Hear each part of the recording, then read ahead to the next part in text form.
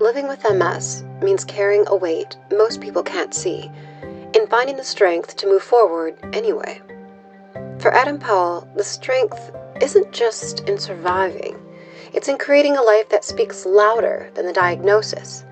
As someone who shares this journey, I sat down with Adam for an honest conversation about what it means to live fully when every day brings new challenges. Together, we talk about adversity, advocacy, and the choice to stand tall when it would be easier to fall. As my sister says, I'm not dying with MS, I'm living with it. And Adam is living proof of what that can look like.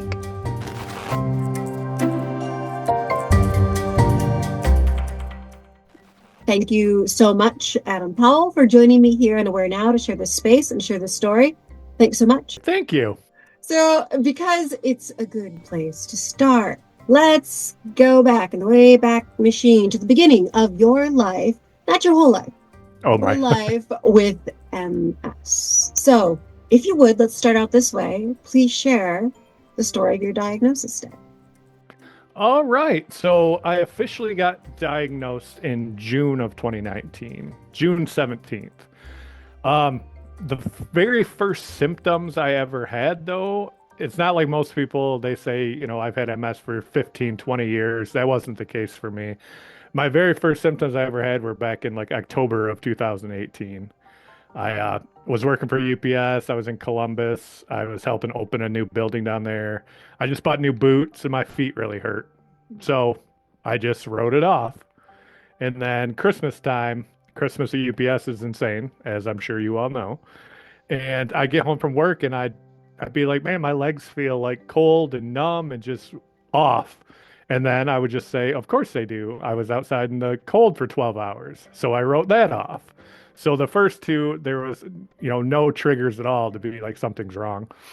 But Christmas Eve comes along. I'm at my sister's. I get this ridiculous, awful groin and lower back pain that I could barely walk for 3 days. I remember my sister gave me a TV and it stayed in my car for 3 days because I couldn't walk it up my stairs to bring it into my apartment. And I was like, man, there is something wrong with me. And I actually went to the doctor that time, which is rare for me. I'm not a big doctor guy. And so the doctor's like, oh, I think it's a hernia. We're going to give you to a hernia specialist. And I'm like, cool. All right. I've never had one of those. I didn't know what it entailed. I was like, all right, I'll go see a hernia specialist. So I go see this hernia specialist and he says, it's not a hernia. It's a sports hernia. Which? I still don't know. And anybody I've said that to still doesn't know. I've never heard of it before. I know what a hernia is, but I don't know how it could be a sports hernia. But he did send me to physical therapy. And I was like, all right, I'll go to physical therapy. I'll do that. The therapy, it helped. It helped my lower back pain. It helped my groin pain. The therapist thought it was probably a pinched nerve because I was working physical labor my whole life. That's what I did. And so I was like, that makes sense, kind of, but usually it's only one leg. Usually the numbness only travels down one leg if it's the pinched nerve. I'm in both. And then I noticed that at work I had to touch a lot of things more because my balance was going and my legs just got really tired and heavy. And at therapy, I kept complaining about that too. I'd be like, why can't I stand on this balance board? I don't know, I can always do this. Why can't I do it? Why can't I stand on one foot? Mm-hmm. And eventually, I think now we're in April, she's like, I think you should go to a neurologist. And of course, I was like, why? Right. Because at the time, I didn't know anything about MS and didn't know anybody with MS. So she tells me, I think you might have MS. And I was like, oh, okay. What's that? And so I did. I went to a neurologist and then it was just bang, bang. 2 months later, diagnosed, primary progressive, right off the bat. Man. It was quick. It was a quick journey. Went off work, got taken off work immediately.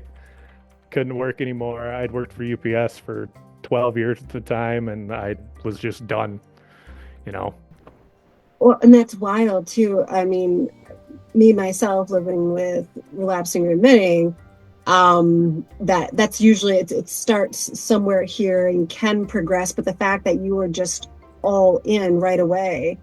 It was a very hard pill to swallow, especially because, like I said, I didn't know anything about it. I actually had to look it up to, figure out exactly what it was. And then obviously if you read the definition in a, online or in a book, that doesn't explain it because it's so different for all of us. Mhm. And mine was just, I mean, my first MRI, they said I had over 30 lesions in my brain and like more than a dozen on my spine and neck. Oh my God. So like it was one of those where more I've learned about it, they take however many months to form. So I just had it forever and it was just 100% dormant. And Mhm. then in October, I lost my best friend, basically my brother. He passed away. And so that stress just unlocked me and it was downhill from there. So That's just wild. And the fact that you had noticed things, but write it off. And then all of a sudden, like that's the crazy thing because that was October. And then by December, that was already like, okay, here we go. Now I'll actually go to the doctor. So it wasn't a long period of time at all. And so once I got diagnosed, like I could still walk at that time. Um, I just couldn't walk very far, very long. But within 5 months, so by November, I was in a wheelchair like that quickly. So I'd never missed work before. That's not who I was. So I didn't know how it all worked, like being on disability and not working and trying to figure out first what to do with my time, but secondly, trying to figure out, well, do I still have my benefits? What do I do for this? How am I going to get paid? So I'm trying to do all that stuff in November just to double check it. And I'm trying to log into my UPS benefits portal or whatever, and it just keeps not letting me log in. So I don't know why. I'm like, it's the password. It's the same password I always use. Like, what's happening? So I called them up and I was like, hey, I'm not getting on the website here. I'm just trying to check to see my benefits and stuff. And this is how they said it to me too. They're like, oh yeah, you can't get on there because you don't have any insurance. You haven't had insurance since October 11th. So wow. over a month before that, I had lost my insurance and I didn't even know about it. Just what must have been going through your mind. Here, you lose your ability to walk, I your hadn't lost it yet. coverage, Not yet. Not not yet. yet. That's what made me lose it. Because the additional Because stress. correct. And I didn't know what stress did at the time. Again, didn't know anything about MS, so didn't know stress was bad. Yeah. And with something like that, being on the phone for hours every day, it took about a month to get it between my work, the insurance, the doctors, everything. So all it turned out to be is I had a terrible first neurologist. He took me off work for 6 months. Everything he was sending into the insurance company said that I was okay. Mm. So the work on their side, they're like, well, why isn't he working then? And I'm like, well, I can't work because I got told I can't work, and it makes sense why. And so I lost my insurance for over a month, and I couldn't get on the Ocrevus, which at the time was the only drug that I could be on for Hmm. primary progressive. So it pushed that back. I couldn't get any of my MRIs the next round. By this time, I'm already a new doctor, so I like where I'm at. But that old guy came back to haunt me. Right. So it finally gets worked out, and by then it went from cane to wheelchair, just Mm. that drastically. You just moved through those motions so quickly. So, Yeah. question now for you is, that the fact that you've said that MS has changed everything, but also somehow nothing. So I love this. I want to hear from you. If you could just talk about what it is that you have lost with MS. And on the flip side of that, what is it that you found in the process? I mean, I lost I lost everything. I lost my career. I lost my ability to play sports. I lost my ability to walk. I mean, I was 37 years old in the prime of my life, doing what I love, working, going to concerts, partying, playing sports. Like that was what I loved it. And all of a sudden, it was just gone. I mean, out of nowhere, just disappeared on me, and I had to deal with that. I had to cope with that. And years later, once I finally got, I'd never say I'm accustomed to it, but learn more about it, it opened up my eyes because it changed how I see the world, and it changed my perspective, and it slowed me down and was actually able to like see the world for what it is and not take anything for granted anymore. So I jumping ahead, but once I was finally able to drive again, like I went on a cross country road trip and I went to 7 different national parks on the trip. And I met up with a bunch of people that had MS along the way, just wherever I was. But I would have never done that when I was still working, because I would have never slowed down enough to do it. I would have taken my week off of vacation. I would have probably got tattooed and got healed from the tattoos. And I probably would have gone to a concert or 2 or 3. And then I would have gone back to work the next week. So like that slowed me down, but opened my eyes at the same time. Yeah. So what the curse of it, the blessing that shows up at the same time, But it was a tough road. I mean, especially after the whole insurance debacle, finally got it back, and things were on its way, because I was like, all right, I'm gonna get into physical therapy. I stopped driving because my feet just weren't working anymore, and I didn't trust it. And seeing as that's what I did for a living, I was like, nope, I can't do this anymore. So I had to stop driving. So I was like, all right, I'm gonna try to get hand controls put in my car, all this stuff, and it was going well for a couple months. And then March of 2020, COVID. Boop. It just shut the world down, and it made me not be able to leave my house for 4 months because I couldn't drive, I couldn't walk. And honestly, I was terrified because of the pandemic, because I have this new disease that I don't know anything about. I'm on this new drug that is an immunosuppressant. Yeah. I was worried, like, because you see all this stuff happening, and I was worried about it. Yeah. So for 4 months, I didn't leave my house, and that was probably the darkest, most depressing times I've ever had in my life, of contemplating what my life used to be, what it is now, and if it can be anything moving forward. And that's the struggles that I had during those couple months. Like, my way out of it was, it's messed up to say, and every time I say it, it's messed up, but I had to consciously kill my old self, grieve the loss of my own life, and then start over again. Mm-hmm. And so that's what I did in those 4 months. And then once things started opening back up again, I got back into physical therapy, and I just hit it as hard as I could and was like, this isn't who I am. Mm-hmm. I'm not the guy in the wheelchair. I will do anything that I can to get out of it and stay on my own 2 feet and get my independence back. And that's what I did. And I still do it every single day. And it's that constant reminder that we have to give ourselves, yeah. Like, Mhm. that's the mantra of the MS warrior. We all have to. Let's just talk about the day-to-day of things that they say life is pain. You have a very, when we talked about this before, it just really blew my mind. It did. It blew your mind. It did blow my mind. And so I want to revisit this, and the fact that you were explaining that, as they say, life is pain, but you have a lived pain that you cannot escape every day.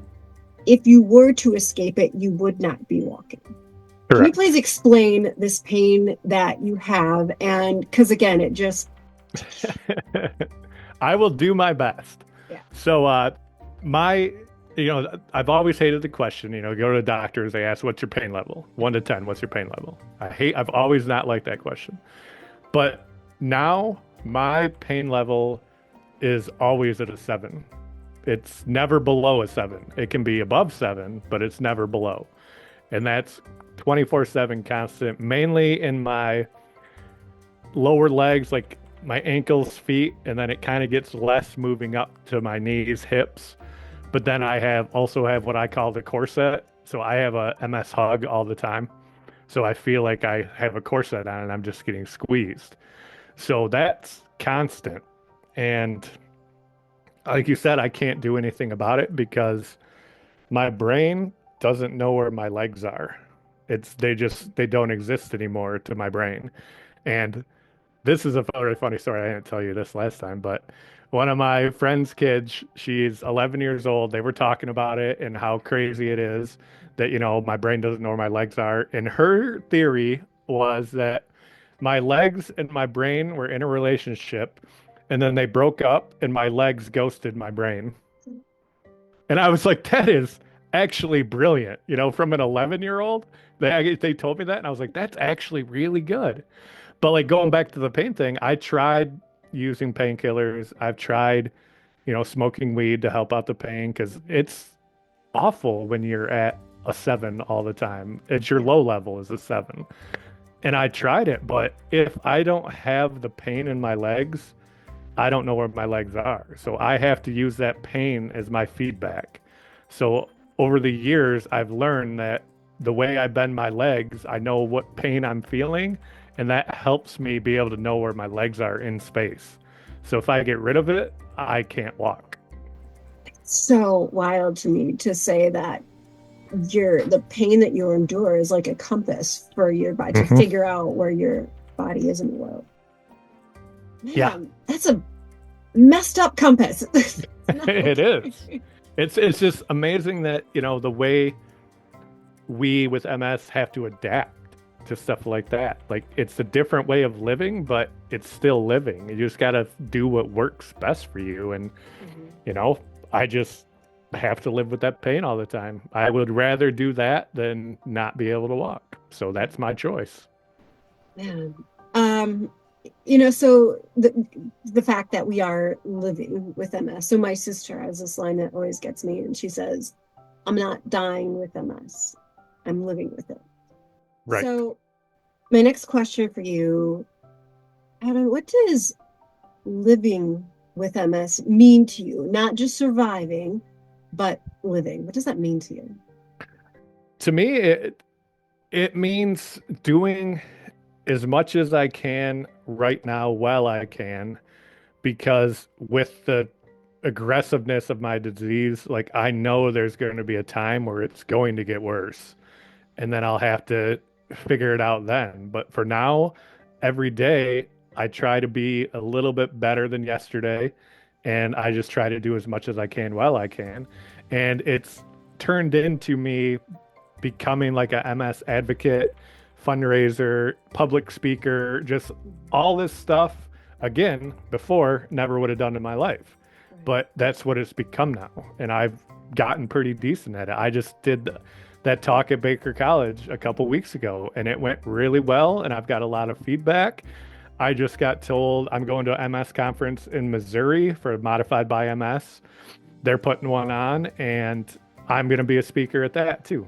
I'm going to be on a panel talking about like how I got out of the wheelchair and what I do and did to keep it going. And mainly it's just me being stubborn is the main thing. I mean, that's really all it is, but you got to work hard at it. But it's turned into something bigger. And the reason I actually started it and doing it was because that first year, I didn't know anything. I didn't know anyone. I didn't have anyone.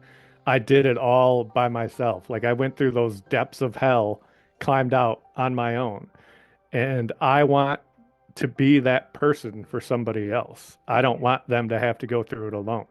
So if one person listens to my story and is like, holy cow, like there's some hope, I feel like I've accomplished something. Absolutely. And that's what I want to be, Yeah. I have a support group that I run once a month, and it's for newly diagnosed 3-ish years or under. And it's just a safe space for them to come on, ask their questions, just get it all out there because I lived it. I didn't have that. And I would have loved to have that at the time. So I just hope that, me dealing with it the way I did, which probably wasn't the right way to do it, and it was probably not healthy, but I got through it. But I think my experience can really help other people in that situation. Yeah, absolutely. So let's talk more about, the advocacy that you do, the events that you do, you create, you were just saying, that space for others to feel seen, to feel supported.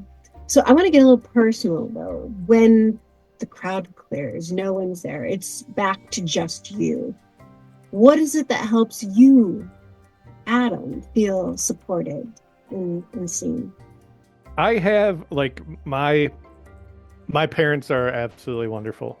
Like they're incredible, and I owe them so much because for that time when I couldn't walk and couldn't drive, they had to do so much for me.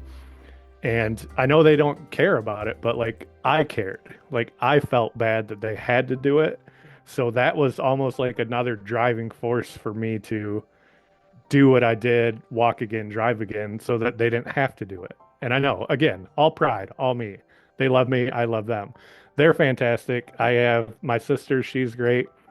And actually, a lot of the people that I met online in different groups and Facebook, TikTok, Instagram, like those people have become more my family than a lot of my old friends, which I lost a lot of them when I got diagnosed because to them, I wasn't the same person I used to be, even though I am, but I'm also not. So I get it. I could see that. And it like questions their mortality too. When something this drastic happens to somebody that was as, you know, in shape and as, everything that I was, and it just took me down. Yeah. I get it. I do. And I don't hold it against them. I found my new tribe is what I did. It opened me up and I found a new tribe, and that's what helps keep me going. Like I do a lot of different Zoom calls with different groups, and yeah, I've met a lot of these people in real life now on my road trips, and it's just really great when you only see people on these little tiny squares right here, and then you can actually get to see them and give them a hug, and it's a really great occasion. Yeah. So that is what helps me get through it, is my people, my tribe. Yeah, it's that connection that's so important because I mean with MS and so many invisible disabilities, that there's that sense of isolation. So when you can find your tribe, when you can find your people, let's end this way.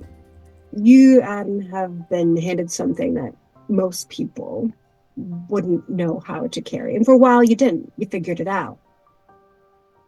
So today, though, not only do you carry this diagnosis, but you carry others with you, providing support, providing hope for those of us living with MS. So I guess my last question here for you today is, what is it that gives you strength to carry on? Not only for yourself, because that's a whole undertaking of its own, but for others as well. What is it? That's tough because I said it before, is I'm just stubborn. I've never let anybody tell me what to do or how to do it, and I just kind of transferred that over to this disease. Like I just didn't let it take control of me. I still fight with it every day, but I don't let it control me. It's always there, but most days, yes, I think about it because I hurt all the time and walking is awful still, but I don't focus on it anymore. I focus on what I'm doing, what's next, my next step, my next thing, my next talk, my next event, my next walk. Just, it's always something else. So I always keep myself with something to look forward to that I can focus on. So I look forward way more than I used to now. Like looking back doesn't really do anything anymore. So I always try to stay looking forward.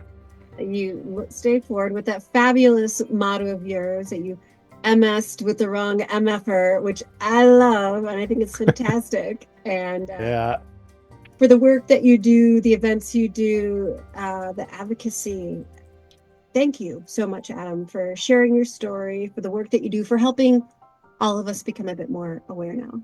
Thank you so much. Thank you for letting me do this. And I love what you're doing. I love the fact that you do this and talk with people and let them share their stories. It's incredible.